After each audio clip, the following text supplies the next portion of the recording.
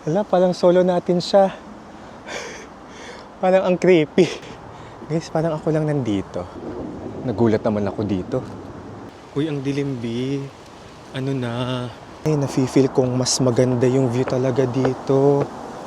Wait guys, wait for it. Ito yung masasabi kong worth it.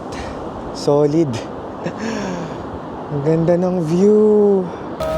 Burger. And then fries. At nakita po natin si Miss Bea Binene na bumibili ng ice cream. Hello guys, annyeonghaseyo. Kumusta kayong lahat? This is Dave, the Kuripot Traveler. At nandito tayo ngayon sa South Korea. Specifically, nasa may Dongmyo Flea Market tayo kasi nag-ukay pa tayo dito sa may Dongmyo. And then ngayon, pupunta tayo sa isang magandang lugar. Yun na lang nasabi. Kasi napakaganda nang nakita ko sa TikTok na view ng lugar na to ng Seoul at night. Kasi may overlooking view ng Seoul at night. Wait, nandito na. Tara, pasok tayo. So, may ano tayo dito, Wow Pass. Ito ang gagamitin natin. Ayan. Then, magte-train lang us dito. Okay? This is our third night here in Korea. Tara, pasok tayo sa train. Nakalabas na tayo sa train. Nandito tayo sa, ang tawag dito sa station na to, Noryangjin Station. So, lalabas na tayo sa exit. 환승입니다. Tap na naman. Kung magbubook kayo ng hotel sa Agoda, you can use my promo code DAVEAGODA, capital letters yan, and make sure to redeem on Agoda mobile app. Punta lang kayo sa deals page sa baba para maka 10% off kayo. Alam nyo bang pwede rin kayo magbook ng activities and tours sa Agoda? Use my promo code KURIPOTAGODA for 5% off. I-click nyo na lang din yung link sa comment section to redeem. Yung clue code naman natin na Dave Ginukluk, one-time redemption na lang siya. So kung wala na kayong ma-redeem, you can explore Agoda. Nandito na tayo guys sa bus stop. So this is Noryangjin Wholesale Fisheries Market. Right? Ayun, 360. Sakay tayo ng bus. Ang lamig. Sa totoo lang, napakalamig. Tara.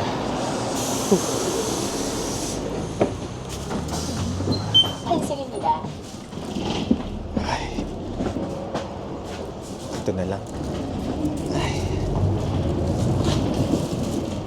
Salamat, nasa bus na rin tayo. Ay. Ilang minuto na lang, doon na tayo. So, maps lang, okay? So, mahalaga talaga may internet kayo. Mas prefer ko actually yung eSIM versus SIM card. Since konti lang yung nakasakay guys, i-click natin yung stop na yan para mag-stop talaga siya sa bus stop. Kasi minsan dinadaanan lang niya talaga. So nangyari niyan sa akin, di ko na-click yung stop. Eh di lumagpas ako sa dapat kong stop. Alright? So, yun. It's key. Yung stop na yun, i-press nyo yan. Binaba tayo guys sa Dongjak Silver Center entrance. So ngayon, nasaan na? Yung gusto nating puntahan na may magandang view ng Seoul City Lights. Parang konti lang tao dito. Oh. Where are our homies? My gosh, baka mali pala ako ng napin. Teka lang. Konting lakad pa. Medyo feeling ko i-hike siya. Kaya ba? Let's go. Ito yung mga YA moments talaga eh. Pero tingnan natin, no? May magandang bridge doon, oh. Di ko sure kung ano yung bridge na yan. Han River na ata yan eh. Tama, Han River na yan. Pero look, zoom in ko lang yung bridge. Kasi yan siguro makikita natin sa taas. Look. Yun. Tara. Let's go. Konting lakad pa. Yung pinin ko kasi pavilion, hindi park. So dapat yung ipipin nyo ay park. Teka lang. Ito yung pupuntahan natin kaya hindi ko talaga siya masabi, okay? Yung Yangbongjojong Park, ang haba, no? Grabe. Pag Guinness World of Record to. Ayan, okay? Kasi yung pinin ko kanina pavilion, yung pavilion nandyan lang. Pero yung park, shucks, lalakarin pa natin. So sa maps, isearch nyo na lang to, okay? Pero malapit na rin naman. Let's go. Let's go. Kasi kita ko sa TikTok, magandang view dyan. It's autumn season and wow, yellow na yung mga leaves. Kaka-happy. Kung viewer ko talaga kayo guys, charing. Ayan, camera. Alam nyo talaga ito yung mga hilig nating gawin. Di ba? Maghanap ng mga hidden spot kahit gabi na pupuntahan natin yan. Kita ko, even daw 10 p.m, ang ganda pa rin doon. Tapos after this, syempre, uwi na tayo sa Hongdae. It's Sunday, so for sure may mga ano doon, busking. Ito na ba yun? Shucks Hike. Ito, pavilion. Tama, yung pavilion yung napin natin. Tapos yung park, 30 minutes. May cafe pa sa taas. 30 meters from here yung park. Tara, alas 7 na guys. Ay wow, ang ganda. Dito pa lang ang ganda. Wait, hindi siya nabibigyan ng justice ng camera. Pero pag i-zoom ko pa, ang ganda. Ito na. Yongyang, pang tongue twister talaga guys. Yongyang Bongjojong Park. Let's go. Hike. Tara. Ay. Tara. Tapos mag-isa lang tayo, 'di ba? Tapang-tapang. Pero I've always felt safe naman dito sa Korea. Feel ko naman kahit saang bansa may masasamang loob. Pero dito sa Korea, never pa naman tayong nilapitan or nabiktima ng mga taong maitim ang budhi. Kung ano na sinasabi ko. Wait, ito yung na-hike natin. Wow. Hala! Ang ganda! Wait lang. Tingnan nyo. May Sky Observatory. Ito na siguro yung park entrance, no? Low Observatory. Doon tayo sa may high pa. Baka may high pa doon. Tara. Guys, parang ako lang nandito. No? Oh my gosh. Tas bit-bit pa natin yung ukay. Wala, parang solo natin siya. Parang ang creepy. Let's go. Grabe. Tapos mamaya bigla na lang may lumabas dyan. Nagulat naman ako dito. Happy Halloween! So nasaan? Akala ko maraming tao dito. Ako lang pala. Ay, may cafe doon. Sa taas. Teka lang. Parang walang view dito, no? Wala dito yung view. Ay. Pero wow. Kita natin yung Han River doon. Ganda. Guys, huwag niyo akong tuladan na pumupunta dito ng 7 p.m. Tapos, ganito autumn, napakalamig. Tapos mag-isa na lang ako. Siguro talaga sunset. Yun, huwag ganitong oras. May nakita kasi akong comment, 10 p.m. pumunta sila. Tapos okay pa daw. Let's go. Nahike talaga ata to. Uy, ang dilim, B. Ano na? Tara. Uy, ang creepy, no? Ay, grabe. Ito yun. Pero may mga ilaw-ilaw. Pero medyo kita ko na yung view. Ang ganda. Pero look, kinahik talaga siya. Oh my gosh. Actually, kahit dito, okay na eh. Wait, look. Look, ang ganda. Ang nice. Tapos solo natin yung lugar. Medyo creepy lang. Ang ganda nga ng view. Dito pa lang ha. Feeling ko, di lang feeling, may mas taas pa talaga. Pero yung hangin napakalamig.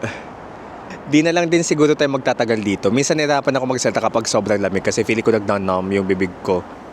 I think still worth it na napuntan natin siya. 'Di ba? Yung ganyang klaseng view ng Han River, and it's for free. Kasi yung park talaga, ginawa siyang observatory. So it's meant for tourists. Nga lang, walang tao, ako lang. But beautiful. Dito may emergency bell.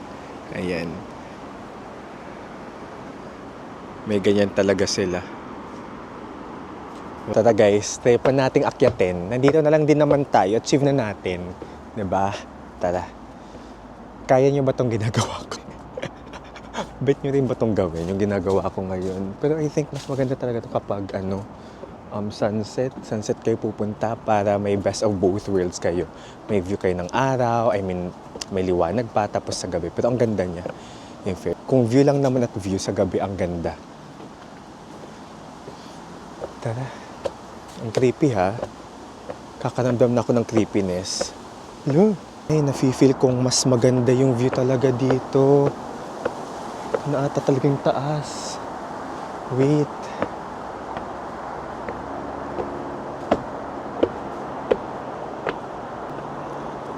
Ay, ang ganda.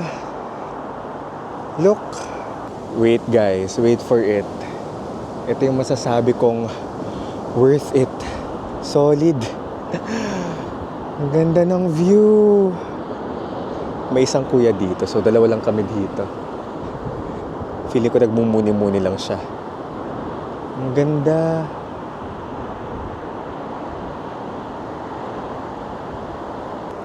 Maayos na beauty shot. Napakaganda dito sa taas, guys.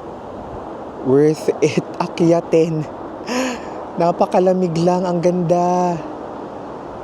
Wow. Super nice. Ganito yung itsura around. Honestly, creepy talaga siya. Kanina ko pa sinasabi. Pero, wow, ang lamig. Tapos yung view, oh. Iniwan na ako ni Kuya. Dito lang siya nakaupo kanina eh. Ganda. Uy, ang nice. Look, better pa yung view dito. I mean, kung nandito kayo, tapos upo kayo dyan, ang ganda ng view as in.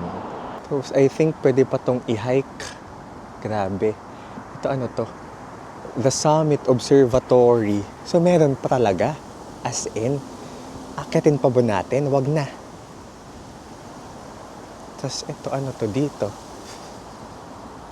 Baka... Hindi ko sure. Ibang lupalop na yun ng daigdig. May mga tao din naman kanina. Dala-dalawa. Feeling ko magkaibigan yung isa tapos yung isa couple. Nagandahan din talaga sila dito, oh. Solid. Grabe. Grabe yung view na to, guys. As in, 1 in a million. Charot. Pero ang ganda. Wild. Ang saya. Nakita natin to. Ganda din pala ng effect nitong may mga itong mga kahoy-kahoy ba to? Pero ang ganda ng effect. Para kita talaga na pinaghirapan natin siyang akyatin. Look. Di ko sure kung pwedeng babaan to, pero experiment na lang tayo. Dito tayo bumaba. Di siya hagdan-hagdan. Let's go. Ay, okay. I think kalsada na yun doon. Let's go. Parang mas mabilis akyatin from there kesa sa pinagdaanan natin kanina. Ako, huwag lang tayo ma-slide. May magjowa kanina doon sa taas. Iniiwan ko na sila. Magpapakakirama moment na naman sila doon. Sana all. Kung magka-jowa ko, feeling ko dadalhin ko din naman dito. Kasi very romantic siya. Tapos, feeling ko it's a hidden gem talaga. Kasi wala. Kanina, di ba, mag-isa lang talaga tayo. Solong-solo natin. Ay, ang ganda. Wow. Ibang view naman to. Ang ganda. Thank God. Thank God we're here. Thank God we're in Seoul. And we see this, we see a view like this. Charing. Ayan, ang ganda.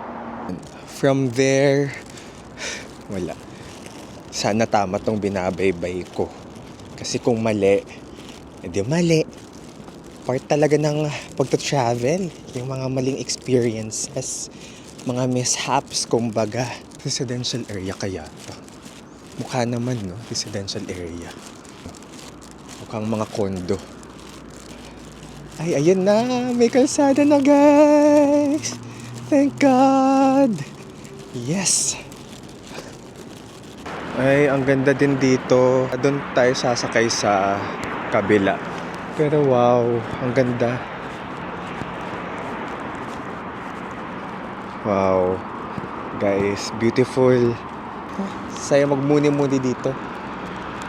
Pero wait, medyo umaalog. Wait na lang tayo guys ng bus pa Hongdae kung nasaan yung accommodation natin. Sa totoo lang, yung struggle ngayon, hindi naman yung pag-akyat yung lamig. Kasi napakaginaw as in. Ibang level yung ginaw ngayon. Whew.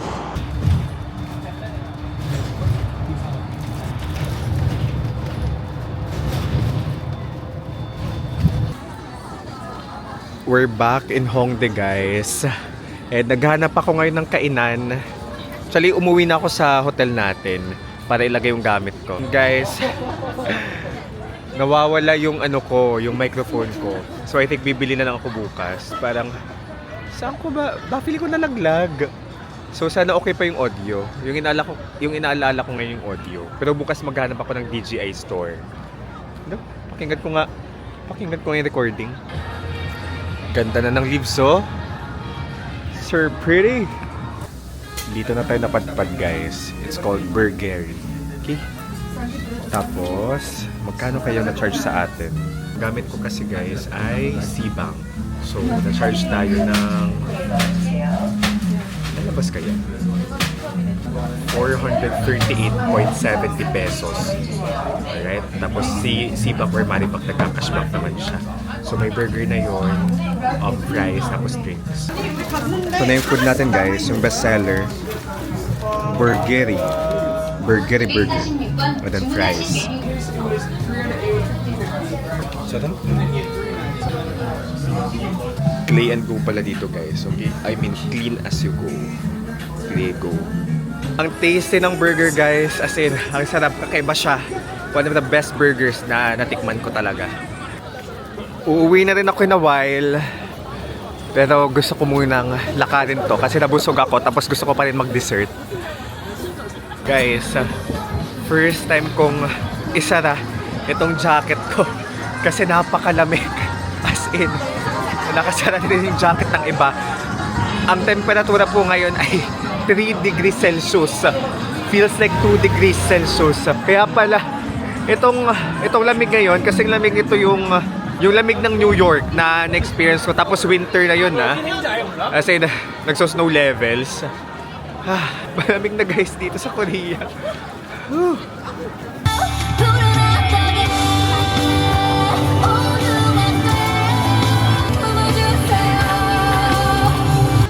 ₱289 pesos po ito.